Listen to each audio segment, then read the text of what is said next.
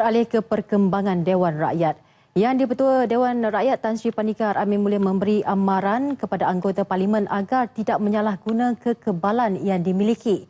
Ia termasuk memperlekeh kedudukan yang di-Ketua Dewan Rakyat kerana tindakan tersebut disifatkan menghina institusi tertinggi negara itu. Insiden terbaru di Dewan Rakyat hari ini menyaksikan dua ahli parlimen pembangkang diberi amaran ekoran tindakan mereka yang tidak menghormati Yang di-Pertua. Wakil DAP Bukit Mertajam Sim Chi Keong diarah keluar selepas mencetuskan perbalahan dengan Yang di-Pertua Dewan. Ekoran desakan anggota parlimen itu supaya Tan Sri Pandikar mengkaji semula usulnya terhadap Perdana Menteri.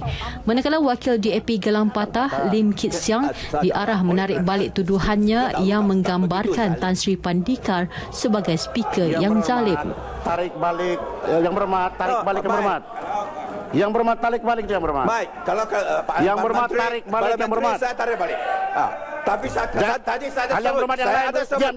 Yang lain diam. Saya mau dengar yang berhormat Gelang Patah tarik balik perkataan zalim. Tarik balik. Okey, saya tarik balik. Pada lazimnya ataupun secara konvensinya, kalau di negara-negara luar, umpamanya kalau di House of Commons, tidak boleh untuk memperkecilkan speaker.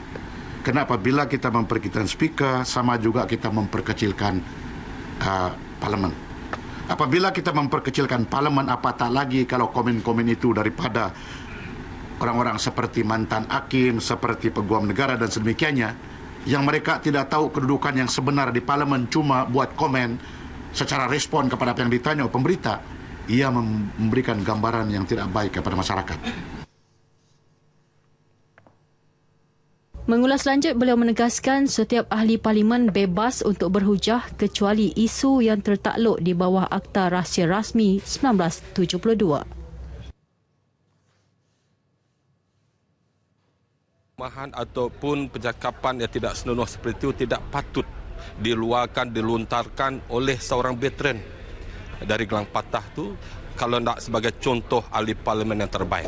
Kita ahli parlimen mesti menjagakan maruah dan martabat parlimen sebagai diwan yang mulia yang dipercayai oleh golongan Malaysia, golongan rakyat di Malaysia ini. Bila naik di televisyen, kita akan menjadi teladan kepada orang muda, generasi muda dan sebagainya.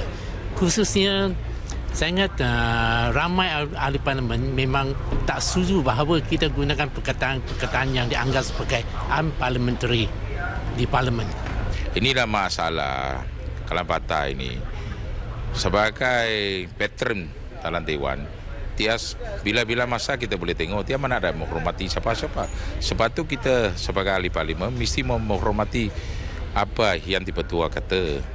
Kita mesti menghormati standing order. Sesuatu perkara yang tidak sepatutnya sebagai orang lama, sebagai ahli parlimen dalam politik juga, beliau sepatutnya mencerminkan satu etika, satu perbuatan yang boleh menjadi contoh. Tapi agak malang. Beginilah mentaliti saya melihat Gelang Patah cuba untuk lebih-lebih lagi bila dia memperlekehkan Tan Sri speaker. Saya pikir itu satu perbuatan yang seharusnya tidak timbul bagi setiap ahli-ahli parlimen.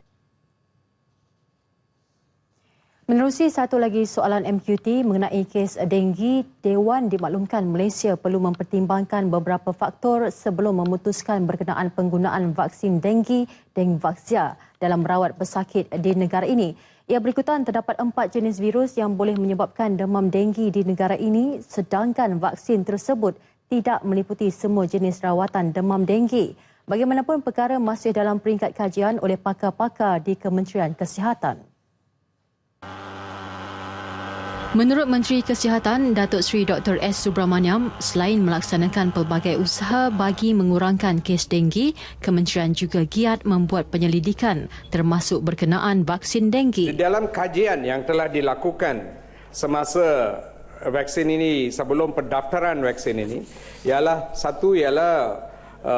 umur di mana trials berkenaan dengan vaksin ini ialah di dalam 9 sampai 18 tahun saja. Bermaksudnya kita tak mempunyai maklumat keberkenasan vaksin selepas 18 tahun. Kebanyakan daripada kes denggi di dalam negara kita ialah di dalam angka mereka yang daripada 25 tahun sampai 40 tahun. So kita tak ada jawapan untuk soalan itu. Dalam pada itu, jumlah kumulatif kematian denggi sehingga 20 Oktober lalu adalah 202 kes. Jumlah berkenaan berkurangan sebanyak 75 kes berbanding 277 kematian bagi tempoh sama tahun lalu.